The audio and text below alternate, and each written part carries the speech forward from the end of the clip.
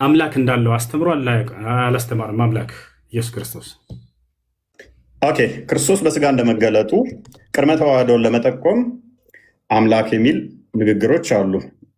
በቅዱስ ጳውሎስ መልእክታቱም ላይ አዳምጥ የተጠየቀውን መልሰህ ቅድም እኔ ማብራሪያ ልስጥህ ስለው ጊዜ አይቻልም፣ መልሱን ነው የምፈልገው። ቅድመ ተዋህዶን ለመጠቆም ወደ አምላክና ወደ አምላካችሁ ብሎ ለምሳሌ ተናግረዋል። አዳምጥ፣ ረጋ በል። ጥያቄ አትቀበልም? እየተቀበልኩ ነው። አይዞህ። አምላክ ኢየሱስ ክርስቶስ አዳም በንተራስህ ውይይታችን ምንድነው? እሱ ውይይታችን እግዚአብሔር የነቢያት ማንን የሰበኩት የሚል ነው። አንደኛ። ሁለተኛ ደግሞ አዳም አይዞህ ጥያቄ አይመልስም። ውይይቱንም አላወቀውም ማለት ነው። ውይይቱንም ረስተዋል። ግን ልመልስልህ ብዬ ነው። ፎበር ልስራለህ እኮ መልሱን መልስ። አምላክህ ኢየሱስ ክርስቶስ አምላክ እንዳለው አስተምሯል ወይንስ አላስተማረም? ቀጥል። መልካም። ለምሳሌ ዮሐንስ ወንጌል ምዕራፍ 20 ላይ ከቁጥር 17 አካባቢ ጀምሮ እና ማስረጃ ትስጥያለህ። እፎይ መልሱን ስጠን እንጂ እየነገርኩህ እኮ ነው። አስተምሯል በልና ወይ አላስተማረም በልና ከዚያ ማስረጃ ትሄዳለህ። አምላክ እንዳለው አስተምሯል አላስተማረም? ፕሊስ አዳምጣ። ደምጥ አድርገህ ትገባለህ። ኦኬ ወደ አምላኬና ወደ አምላካችሁ ብሎ ነጥሎ ተናግሮታል። ወደ አባቴና ወደ አባታችሁ ብሎ ነጥሎ ተናግሮታል። ክርስቶስ ሎክ በስጋ እንደመገለጡ ቅድመ ተዋህዶን ለመጠቆም ወደ አምላኬና ወደ አምላካችሁ ብሎ ተናግሯል። ያ ወደ አምላክ ያለው ግን አባቱ ነው፣ የባህሪ ልጁ ስለሆነ። የባህሪ ልጁ ከሆነ ደግሞ ሱረቱ ዙሩፍ ላይ 81ኛው ላይ እንደሚናገረው ቁርአን አምላክ ነው የሚሆነው። አላህ ልጅ ካለው ምን ይሆናል? ልጁም አምላክ ይሆናል። ክርስቶስ በለበሰው ስጋ ወደ አምላክና ወደ አምላካችሁ ብሎ ተናግሯል። ስብከት ላይ ነህ፣ መልሱን መልስ እንጂ። አይዞህ ተመለሰ። ስለዚህ የሰውዬ ምን አመነ? አምላኩ ኢየሱስ ክርስቶስ አምላክ እንዳለው አስተምሯል። የኤፌሶን ምዕራፍ 1 ቁጥር 3 ጥያቄ ጠይቅ። ማብራሪያ አልተገለጸም፣ ሚስተር አልተገለጸም። ጥያቄ ኤፌሶን ምዕራፍ 1 ቁጥር 3 ላይ የኢየሱስ ክርስቶስ አምላክ ይባረክ ይላል። ማን ነው የኢየሱስ ክርስቶስ አምላክ? ኤፌሶን ኦኬ ቴንኪው። በደንብ አስተውል። ቅድም ነገር ያለው የክርስቶስ ማን ነው? አምላኩ ማን ነው? አምላኩና ምኑ አትደረብ። የክርስቶስ አምላክና አባት አላህዬ አባት አይባልም። ስለዚህ ያመጣው ክፍል የነቢያት አስተምሮ ባለማለት በፈጣሪ ስም የክርስቶስ አምላክና አባት የኢየሱስ ክርስቶስ አምላክና አባት ባልክበት በኩል እስልምናን አፈረስከው። ቅድምም ብዬ ነግሬህ ነበረ። በስጋ በያዘው ስጋ ተረጋጋ። ምንም የምታውቀው የለም። ሚስጥር አልተገለጠም። ተረጋጋ። አንዳዳም የክርስቶስ አምላክና አባት ይባረክ ሲል እኮ አዳምጥ። ምላሽ ፈልግ። ምላሽ ልስጥ። ጥያቄ እንድገምልሽ። ሰምቻለሁ። ጥያቄህን ጥቅሱን ሙሉን አንብበው። አምላክ አለ። ማነው አምላኩ ብለን የጠየቀን? እዚያ ላይ ምን ይላል መሰለህ? ጥቅሱ ላይ ቅድም ማስረጃ አንብበው ጥቅሱን። አዳም ተረጋ በል፣ ቀስ በል። የኢየሱስ ክርስቶስ አምላክ ይባረክ ይላል። ማን ነው ያ የኢየሱስ ክርስቶስ አምላክ? ክፍሉን አንብበው። ጥያቄ እሱ ነው ጥያቄ። ክፍሉን አንብበው። ጥያቄን መልስ። አትቀበልም? ጥያቄው የኢየሱስ ክርስቶስን አምላክ እያለ ይናገራል ጥቅሱ ላይ። ማን ነው ብለናል? ልመልስልሽ። ማን ነው ስላት ጎበዝ። የክርስቶስ አምላክና አባት ይባረክ ሲል ሐዋርያው ቅዱስ ጳውሎስ በተለያየ በመልእክቱ ላይ በመግቢያዎቹ ላይ አምላክና አባት ይባረክ እያለ እስልምናን እያፈረሰው ነው። አላህ ለማንም አባት ስለማይሆን ማለት ነው። አምላክ የሚለው ግን ከምን አንጻር ነው? ዛሬ ውሲፊት የመጣው መልስ የለውም። ክርስትናን አያውቅም። እስልምና ላይ ይንጠለጠላል። አዳምጥ ፕሊስ፣ አዳምጥ። ይህ ሰውዬ ክርስትና ላይ መልስ የለውም። አያውቀውማ። ከየት ይመልስ? ምንም አታውቅም እኮ። በዛ እኮ ነው። ለምሳሌ ቁርአን ፍጡር አይደለም ቃሉ ብለህ ታምናለህ። ወረቀቱ ግን ፍጡር ነው ብለህ ታምናለህ። አያውቅም ሲሉ እኔ ውሸታቸውን ይመስለኝ ነበር። ዛሬም ከፊት ያየሁት ወላሂ ስለ አምላክ መመለስ አይችልም። ቀጥታ ቁርአን ላይ ይንጠለጥላል። እንበል በቃ እሺ፣ ያ ነው አምላክህ ሙቷል አልሞተም? አንዱ አምላክ ሲሞት ሰማይና ምድርን ማን ይጠብቅ ነበር? ያችን መልስ መልሳት። አምላክህ ሙቷል አልሞተም? መለኮት የሚሞት አይደለም። ለመለኮት መሄድ፣ መምጣት፣ መሞት፣ መራብ፣ መጠማት እነኚህ ሁሉ አይነገሩለትም። ስለዚህ ኢየሱስ ክርስቶስ አምላክ ሞቷል አልሞት። ስለዚህ ኢየሱስ አምላክ አይደለም ማለት ነው። ምክንያቱም አምላክ አይሞትም እያለን ነው። አላሁ አክበር አዳምጥ። አላሁ አክበር። ሞት ምን ማለት ነው? ሞት ማለት ምን ማለት ነው? ሞት ማለት ምን ማለት ነው? ሞት ማለት ምን ማለት ነው? አዳምጥ። ሞት ማለት ምን ማለት ነው? ጥያቄ ግልጽ አድርገው። ያንተ ተራ አይደለም። ያንተ ጥያቄ ተራ ጨርሰሃል። ስለዚህ አምላክህ ሞቷል ወይ እንጀራው አምላክ የሚሞት አይደለም ማለት በተዘዋዋሪ በምን አልኩ? ደቂቃ አልቋል። ቀጥል። ልመልስልህ። ደቂቃ ቢያልቅም ልጨምርልና ልመልስልህ። ደቂቃ የምትይዘው ገና አዳምጥ እስኪ። አዳምጥ የምትለኝ እኔ መልስ ልስጥህ። አዳምጥ። ሞቷል ብለህ ጠየቅከን። አምላክ በመለኮቱ በባህሪ የሚሞት አይደለም። ለክርስቶስ ግን ስግው ቃል ስለሱ ስትናገር በስጋ የተገለጠው ከሆነ በስጋ ሞተ፣ በመንፈስ ግን ሕያው ሆነ ብለን ነው የምንናገረው። ሜይ ቢ ይህንን የማታውቀው። እሺ፣ በመለኮት ሕያው ሆነ የሚላለ እኔ ስለ መንፈስ አይደለም። በመንፈስ ሕያው ሆነ ምን ብዬ ጠየቅኩ? መለስኩልህ። መለኮት አይሞትም ለምን ትላለህ? ለምን ያላልኩትን ለምን ትላለህ? እኔ የጠየቅኩህ ሌላ አዳምጥ። እኔ የጠየቅኩህ ሌላ ያላልኩትን ለምን ትላለህ? ስለዚህ አዳምጥ። እሺ ልመልስልህ። የእኛ መልስ አታውቀውም። ና ተማር፣ ኡስታዝ ተማር። እሺ ደቂቃውን ያዘውና ልመልስልህ። እኔ ቮለንተር ልመልስልህ። አምላክህ ሞቷል አልሞተም? በግልጽ ተናገር። አምላክህ ሞቷል አልሞተም? ጎበዝ። ስለዚህ ሚዩት አድርግ። ሞት የሚለው አንተ ጋር ያለውና እኛ ጋር ያለው የተለያየ ስለሆነ እሱም ሞት የእስልምናው ነው የምጠይቀን የኛ ያንተ አምላክህ ሞቷል ወይንስ አልሞተም? ሞት የሚባለው የእስልምናው ነው ወይንስ የኛ? ክርስትና ላይ አምላክህ ኢየሱስ ክርስቶስ የክርስትናው ሞት ምን ማለት ነው? ሞት ማለት በክርስትና ምን ማለት ነው? ወዴትም አትሄድም። አምላኬ ሞቷል ብለህ ዛሬ ተናገራታለህ። ደቂቃው ሚዩት አድርግና ላስረዳ።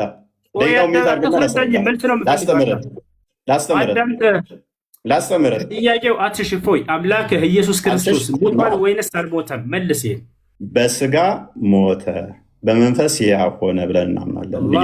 ሞት የሚነገረው ነፍስና ስጋ አንድም መለየት ስለሆነ ያዕቆብ ምዕራፍ 2 ላይ ከቁጥር 4 ጀምሮ ስለሚናገር፣ ሞት እንደናንተ ግን መጥፋት ከሆነ እኛ እንደዛ እናምንም።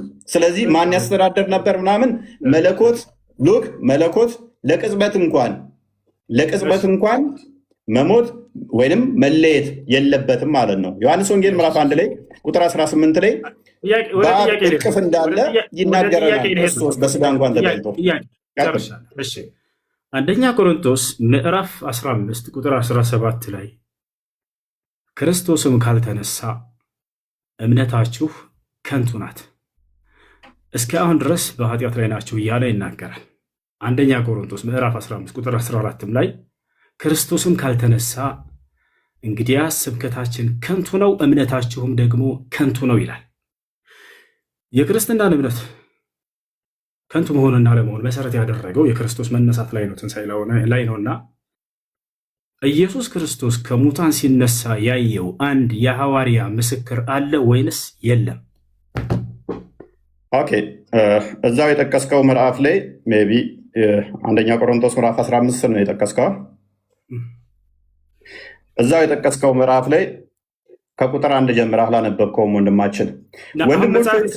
መጽሐፍ እንድታነብልኝ አይደለም አትረብሽ።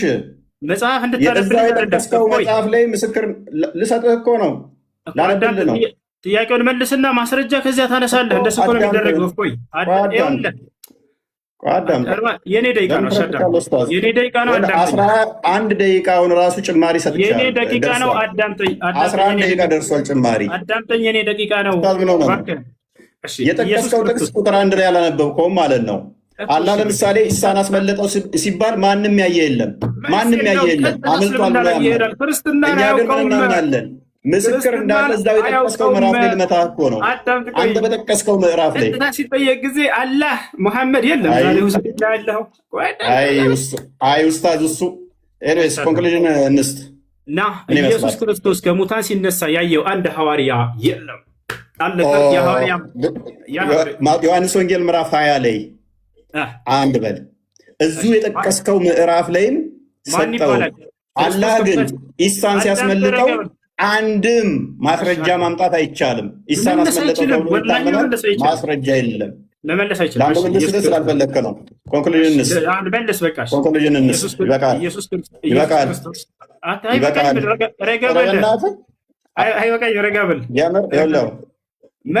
ጭማሪ ራሱ 10 ደቂቃ አንተ አይደለም ደቂቃ ነው የምትይዘው። ያው እኔ ይዣለሁ፣ አሳይሃለሁ።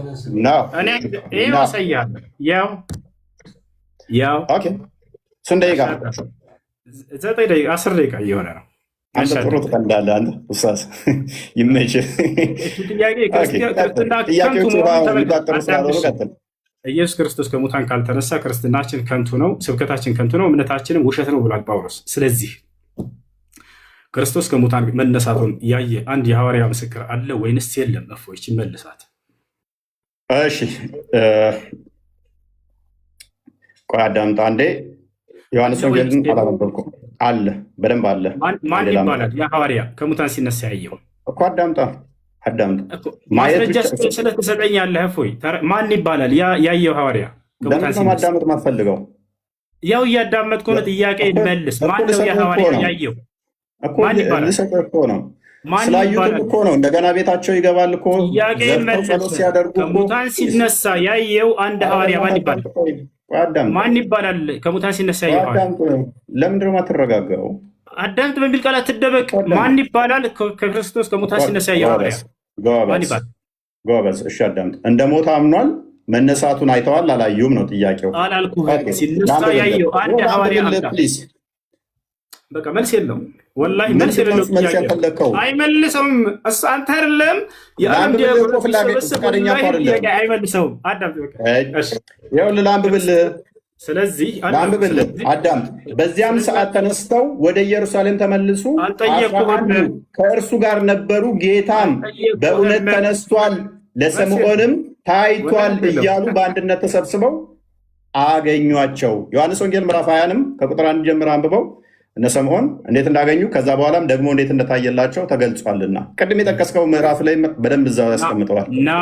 ና ክርስቶስ ከሙታን ሲነሳ ትንሣኤ ሲያደርግ ያየው ሐዋርያ ማን ይባላል? ስሙ አንድ ሐዋርያ ሜይ ቢ አይሰማም እንደ ውሳዙ ምን ሆኖ ነው?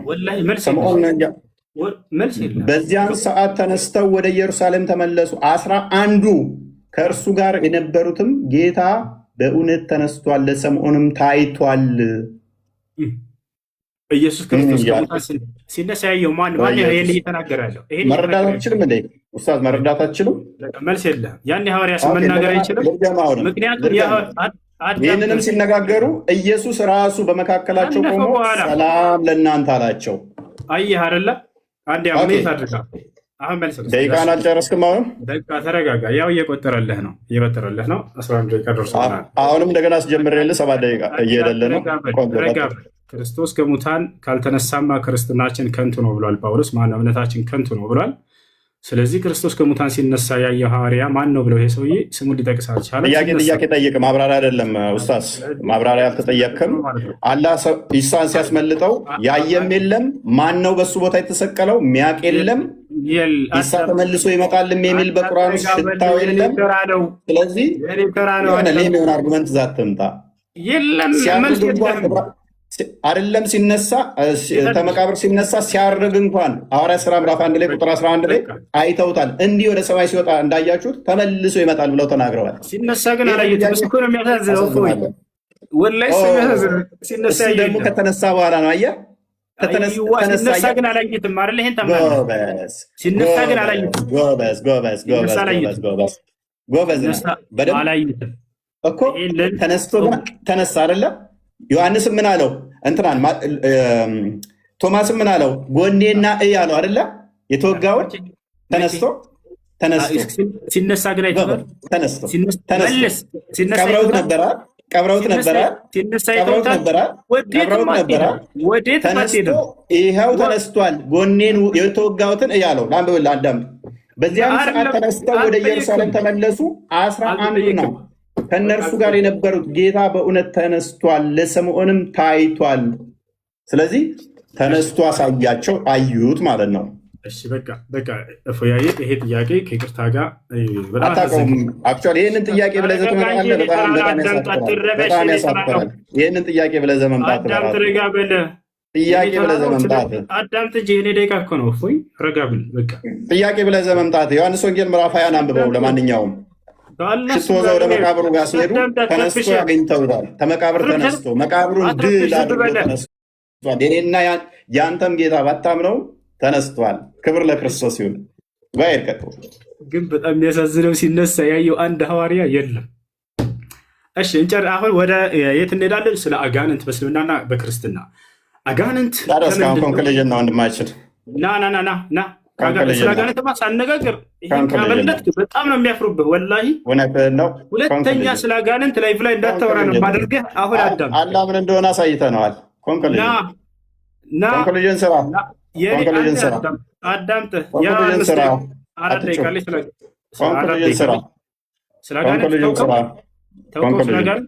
ደጋግሜ ነግሬሃለሁ። ቅድም ነግሬሃለሁ። 15 ደቂቃ ላይ አዳምጥ። ስለ አጋንንት ሳናወራ ሪካርዱን ድገሙለት። ሪካርዱን ተለጥፈሃል ማለት ነው። ልታካክስ ነው አታካክሳትም? ምን ብያለሁ? 15 ደቂቃ ላይ መጠቀም ትችላለህ ብያለሁ። እኔ ፊት አይቆም። አሁን ኮንክሉዥን እንስራ።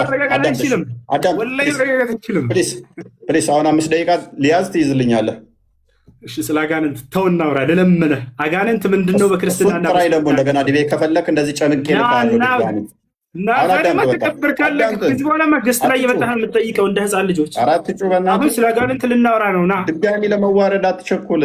አላህ ማን ነው የሚለውን አሳይተናል። ፕሊስ በቃ አላህ ማን ነው የሚለውን ስላሳየን ስለ አጋንንት እናውራ። ወንድ ልጅ ነህ፣ ወላሂ ላዚም እናውራ። አላህ አጋንንት መሆኑን ስላሳየን እናመሰግናለን። ከንክኖሃል አይደለ? ያጋጥማል። ስብራቱ ከባድ ነው። ስድብ የምትሄጂው ስለተሸነፍሽ ነው። አይ ወንድ ነኝ። ወንድነቴንማ ድና ያታርገ ሲዋና ያት ወንድ ነህ። ስለ አጋንንት እናውራ። ወንድ ልጅ ነህ አንተ። እናት ወልዳለች። እኔ ቤተሰቦች አይደሉም ኡስታዝ። አንተ አጋንንት ወንድሞች ናቸው፣ እኔ አይደሉም። እናውራ ስለ አጋንንት ወንድሞች ናቸው አይደል? አንተ እኔ አይደሉም። ስለዚህ ስለ አጋንንት መስጊድም ስላላቸው በእውቀት እናውራ። በቃ አሁን ኮንክሉዥን እንስራ። ለምን ረብሸው? ኦኬ 5 ደቂቃ ትይዛለህ። ያዝ ስለ አጋንንት መጽሐፍ ላይ አውራ ቢባል አያወራም። መጽሐፉን አየሽ፣ አትጩ። በቃ አየሽ፣ 5 ደቂቃ አለኝ። ታልካ እንዳገባ 5 ደቂቃ የለም። ቆይ አንተ ነህ ሁሌ ደቂቃ የምትወስነው። ቆይ ሁለት ደቂቃ ጨርስ። ያዝ አንዴ ና ደቂቃውን አሳየን። ግን እፎይ ለቅደው እንዳታደርግን እሺ። ለማሳየት ይቸገራለሁ። ያለው ካሜራ ካዞርኩኝ እኔ አልታይም። በቃ እናምናለን። ቀጥል። የግዴታ 2 ደቂቃ ነው ያዝ። በቃ እሺ 2 ደቂቃ ግን በጣም ያንሳል። ኦኬ እናመሰግናለን ወንድማችን ኡስታዝ ሁሱ ቴንኪው። በመጨረሻ እንደምንም ተገፍተህም ቢሆን መጥተህ አልተገለጠም ቢሆንም መልሱም ላለ እንትን እንደዚህ ተገፍቶ በፑሽ ብመጣም ጥሩ ነው። ይልመድብህ ወደፊቱ መረጃ መክፈት ልመድ። ክርስትና ላይ ምን የምታውቀው ነገር የለም። ክርስቶስ ሉክ በስጋ የተገለጠ አምላክ ነው። እሱን ካላ ጋር ያመሳሰል ነው የሞከረው። እንደገና ደግሞ የነቢያት አስተምህሮትን ምንም የሚያውቀው ነገር የለም። ነቢያት እግዚአብሔር በሁሉ የሞላ በሁሉ ያለ መንፈስ እንደሆነ ነው የሚያምኑት። አላህ ግን ከአርሽ በላይ ያለ ከሌሊቱ 1/3 ላይ ሁሌም የሚወርድ ነው። ገሃነምም በእግሩ ሲጭንባት የምትሞላ እንደዛ ብለው አላስተማሩም። አንዱም ነቢይ እንደዛ ብለው ያስተማረ የለም። እግዚአብሔር መንፈስ ነው። እንደዚህ አካል ክፍሎችን ፓርቶችን በመስጠት ሆኑ በፓርቶች የተገነባ ነው ብለው የሚያምኑ አይደሉም።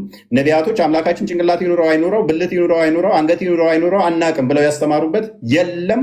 ወንድማችን አናቅም በሚል ነው። ስለዚህ የሚያውቀው ምንድን ነው? እግር ነው፣ እጅ ነው፣ ከዛ ባት ነው የሚያመልከው። ወንድማችን እግር፣ ባት፣ እጅ ነው። ይሄ የአምላክ ባህሪም አይደለም በመሰረቱ ማለት ነው። ስለዚህ ፈጣሪን የሚያካብበው የሚያዋስነው የሚያካልለው ምንም ነገር የለም። ግራ ቀኝ፣ ፊት ኋላ፣ እታች ላይ ተብሎ ለፈጣሪ አይነገርም። ከስፔስ እና ፕሌስም ውጭ ያለ ሁሉን የፈጠረ ሁሉን ያስገኘ ሁሉን የሰራ ነው። የዚህ አምላክ ግን ጭንቅላት ይኑረው አይኑረው እንኳን አያውቅም። ጭንቅላት የሌለውን አካል የምታመልክ ከሆነ አስቸጋሪ ነው። አላህ ይሮጣል ይላል፣ በምንድን ነው የሚሮጠው? አያውቅም። አላህ ይስቃል ይላል፣ በምንድን ነው የሚስቀው? አያውቅም። ሊትራሊ እንወስዳቸዋለን ብሎ ስለሚያምን ማለት ነው። እኛ ጋር የሚጠቀሱት ሜታፎር ናቸው። አካላት ከተጠቀሱም በግብር አካላት እጅ ቢባል እጅ እንኳን ክርስቶስ የአብ እጁ የአብ ክንዱ ተብሎ ይተረጎማል። የአብ እጁ ነው የአብ ክንዱ ነው ተብሎም ይተረጎማል ማለት ነው። በቃሉ ስለተፈጠረ በእጁ ሰራ ቢባል እንኳን ሁሉ የተፈጠረው በቃል ነውና ሎክ እግዚአብሔር በእጆቹ ሰራ ቢባል እንኳን ቅድም ስላመጣው ማለት ነው። ያ ሁሉ የሆነው በቃል ዮሐንስ ወንጌል ምዕራፍ 1 ቁጥር 3 ላይ እንደሚናገር ሁሉ በቃል ሆኗል ስለሚል ማለት ነው። ታይሜን ጨረስኩ። እሺ ደቂቃ ያዝልኝ። አመሰግናለሁ። እሺ እንግዲህ እፎይ ሁለት ደቂቃ አለችኝ፣ ልቀጥል። ርዕሳችን ምን ነበር? የነቢያቶች የሰበኩት አምላክ ማንና የሚል ነው።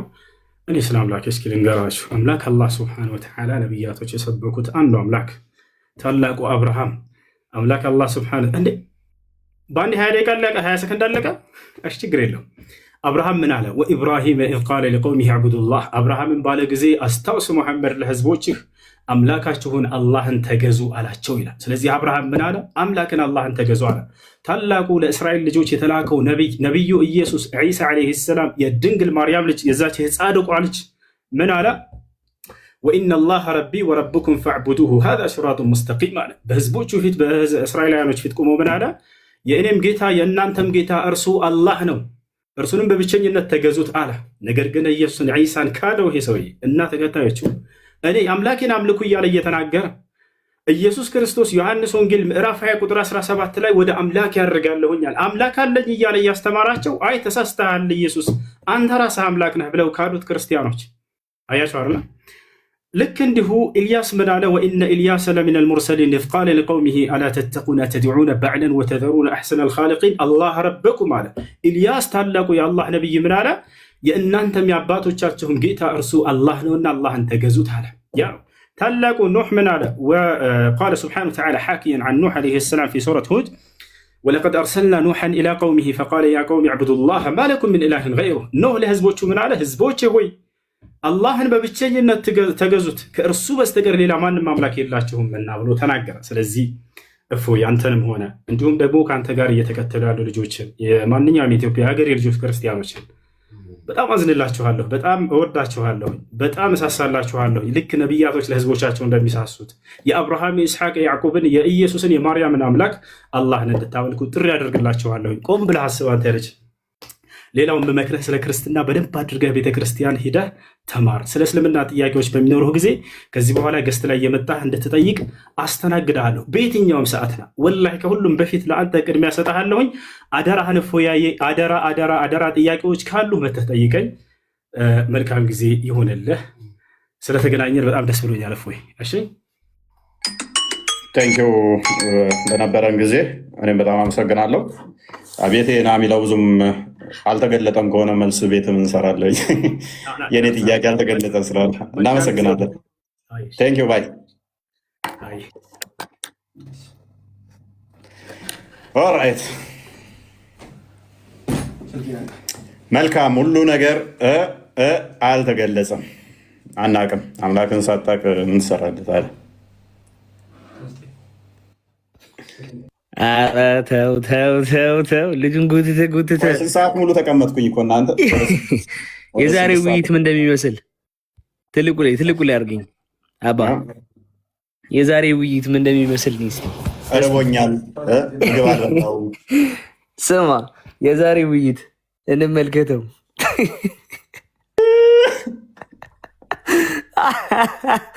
የዛሬ ውይይት እንዲህ ነበር የሚመስለው። አልተገለጠም። አልተገለጠም። ክፉነ ያረ በስመ አብ። ከባድ